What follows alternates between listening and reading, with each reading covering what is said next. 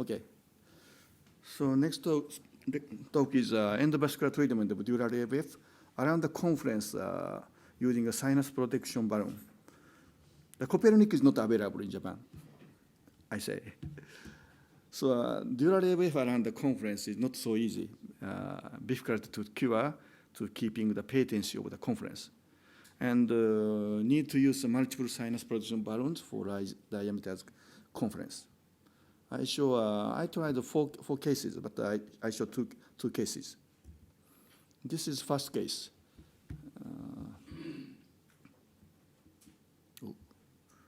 Let's see. I'll go back. How can I? Let's see.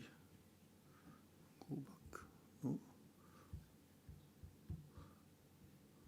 This is a patient was found in the CT abnormality, and you can see the abnormal finding. And also, this is the 3D array. You can find the shunt, just left corner of the confluence. Here, you can see that some channel that is maybe a shunt point is here. And the sinus is very enlarged, and the patient doesn't have a straight sinus, and the patient have a falcine sinus.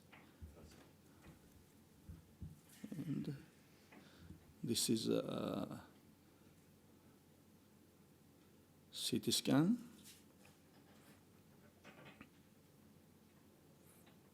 And this is rotational angiography. You can see the shunt point close to here, this area.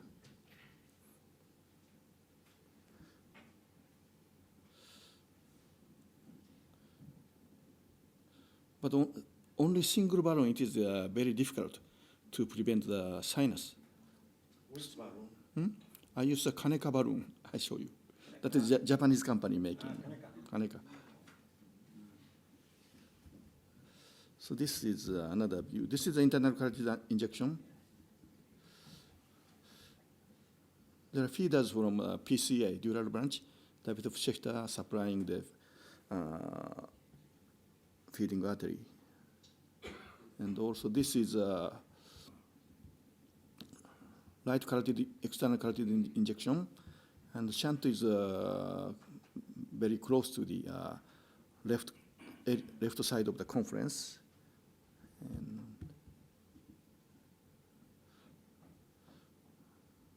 but anyway, many high flow shunt, many feeders, and have lot of high flow shunt. And patient have a retrograde venous drainage. This is internal carotid injection.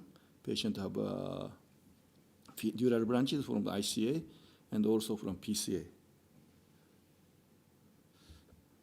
So this is the ECA, feeding artery. This is left ICAG, feeding artery from PCA branches and dural branches.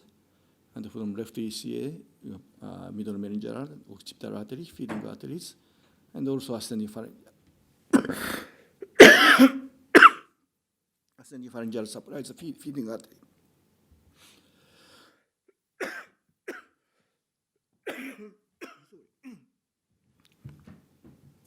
Initially, I try to navigate.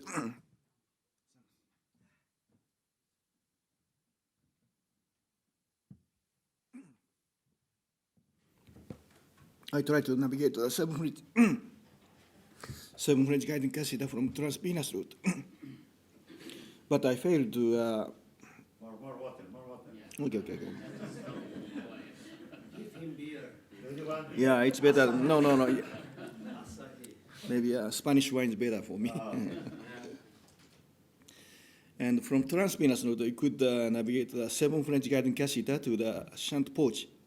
But if I inflate the balloon at this area, balloon is pushed out because of the high flow. So this is a Kaneka balloon. This balloon is not for the sinus occlusion, but usually this balloon is a 7 by 7, but the maximal diameter is 14 by 30 millimeter. Diameter. 30 millimeter. Length is 30, and diameter is 14 millimeter.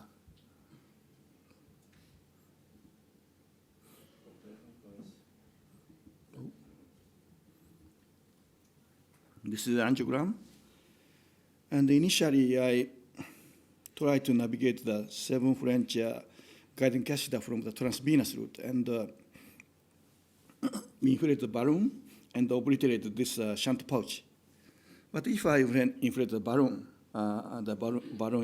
is washed out because of the high flow. So I abandoned to transvenous embolization. So I approached from transarterial side. But if I inject the onyx from a transarterial route, onyx will go to the sinus. So I must protect the sinus migration of the onyx.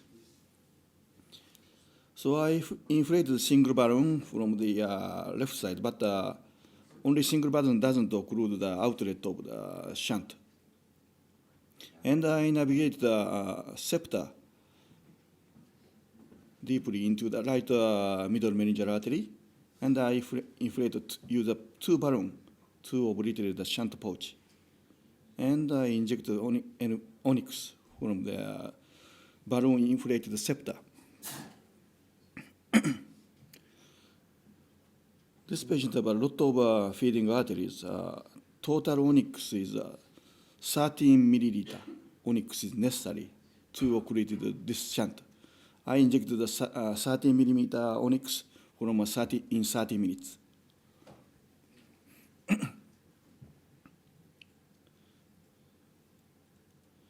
So onyx is a reflex to the feeding arteries, every feeding arteries. And still onyx is going, but still going back to the feeding artery. Go back to the feeding artery.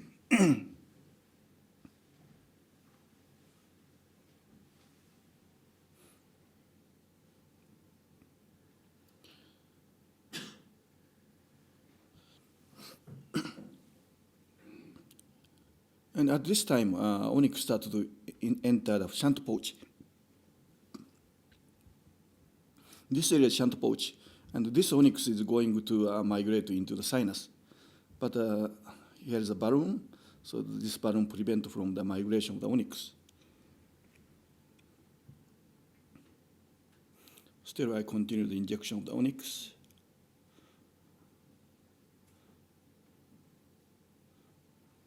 And onyx refluxing to another feeding artery, and still continuing injecting onyx. What is the speed of your video? It's 3 times accelerated or 5 times? This is, I think, 8 times. 8 times? Yes. Yeah, so I've never used the onyx 30 millimeter in one session. I'm scared, but I must push, because if I stop the push, like onyx, this shunt doesn't cure. So I continue pushing the onyx.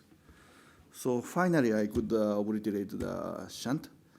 And using a 13 millimeter onyx 18, I could completely obliterate the shunt.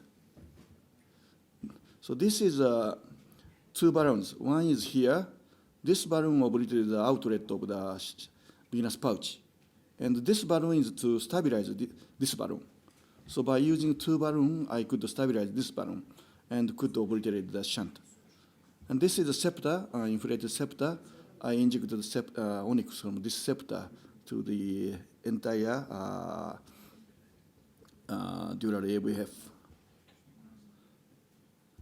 And I show another case. This is a 40-year-old female. Patient had pulsar tinnitus. And this is MRA. Patient have a shunt around the confluence. This is angiogram from left external and lateral view. This is a very high flow shunt. And this is right occipital artery.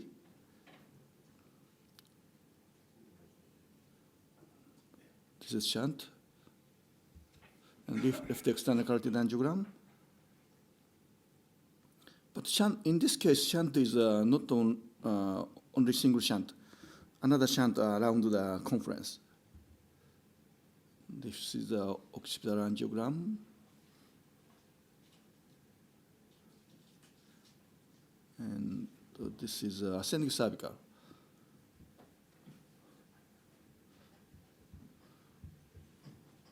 From a cervical, we could find the shunt pouch here.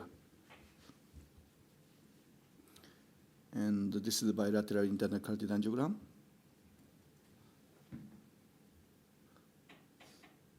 Okay. So this is angiogram from the right external. And this is from the left external. And this is from the occipital artery. And this is from the feeding artery from the occipital artery. And this is the feeding artery from the ascending pharyngeal artery. So shunt is located below the confluence and around the confluence. So I used, and this patient have also destroy of the skull bone. And if we wait a lot, maybe this bone is totally destroyed, so maybe it will be possible to direct puncture to this shunt. But the patient is complaining pulsar retinosis. I try to use onyx embolization. So shunt located this area. So I navigated the balloon to, from the left side. And from the arterial side, I tried to inject the onyx. But shunt is very big. So I show movie. This is the left angio. This is lateral view.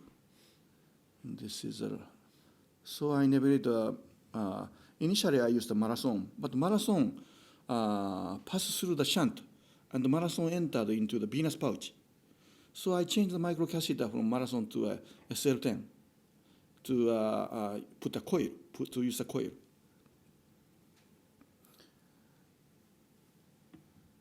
And I could succeed to navigate the microcatheter through the shunt point to navigate into the shunt pouch.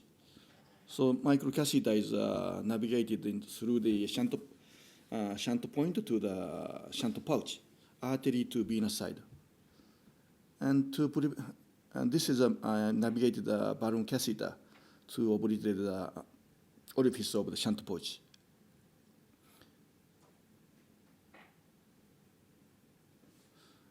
But anatomy of the confluence is not regular. So some part is very narrow.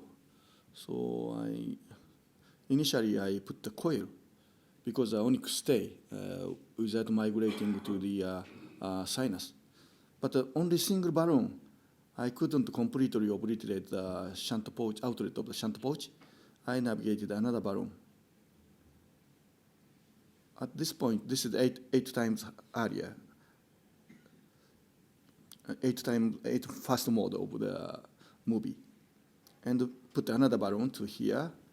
By 2 balloons, I could obliterate the shunt pouch and put microcoils to stabilize the onyx. And at this condition, I start to inject the, but still angiogram showed some migration of the contrast. But I start the injection. Partially, small amount of the onyx entered into the sinus. But after that, onyx stay inside of the shunt pouch. And make a plug at the shunt pouch, I could continue injecting onyx.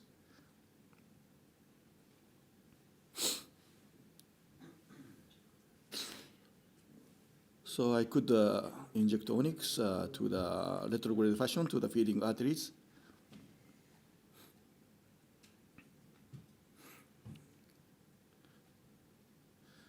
So onyx injecting to the retrograde fashion to the feeding arteries. Not deflate the balloon. Not deflate the balloon. Never. Never.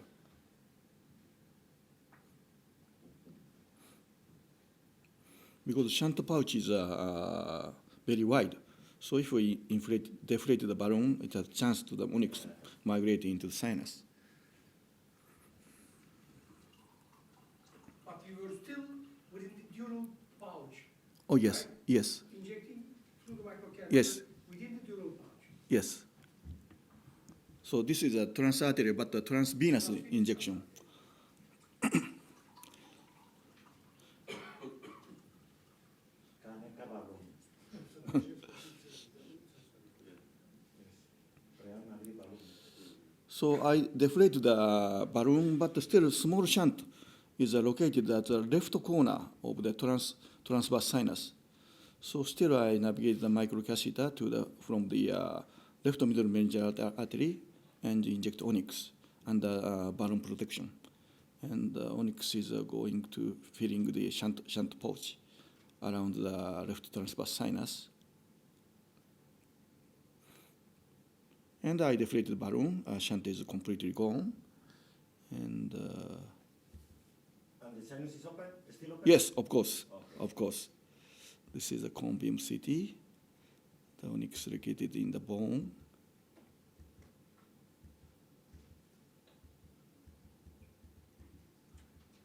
And our strategy is two balloons and operated the shunt pouch and navigate the microcatheter from the meningeal artery through the shunt point and introduce into the shunt pouch and put two coils and start the injection from this pouch to the onyx.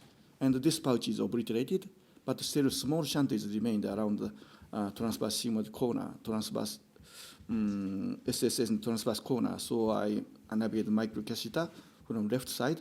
I inject the onyx and completely shunt is gone. Okay. So sinus protection using balloons and flow control using coils and embolization from the bilateral MMA for multiple shunt. So my conclusion is it's possible to treat the dural AVF around the confluence, keeping the SSS and TS patient using multiple protection balloon catheters. Thank you for your attention.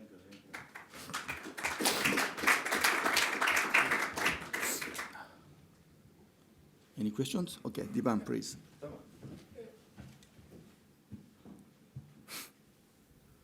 At least in the second case, I guess the fistula was in the junction between the torcular and the embryonic occipital sinus. Yes, right? I agree. Yeah, but you have a very good position within the pouch. You may even inject pouch if you have a very good control of the sinus protection. But I guess you don't have Copernic RC available in Japan, right? Not available in Japan. No, yeah, but if it were available, then it would be easy to use two of them. Yeah, I think so. And protect this, not only torcular, but also the orifice of the so-called occipital sinus pouch. But I don't know the maximum size of the Copernic. Is that 10 by 80. 10 by 18? Two 10 by 80 will make it 20, then it will cover probably everything. 18 millimeter? But although they claim that it goes up to 10, I remember that I've inflated up to 14. 14? Yeah, 14 in diameter. millimeter, yeah. Yeah, that's big. That's enough. If I use a Copernic on the single balloon, it's possible.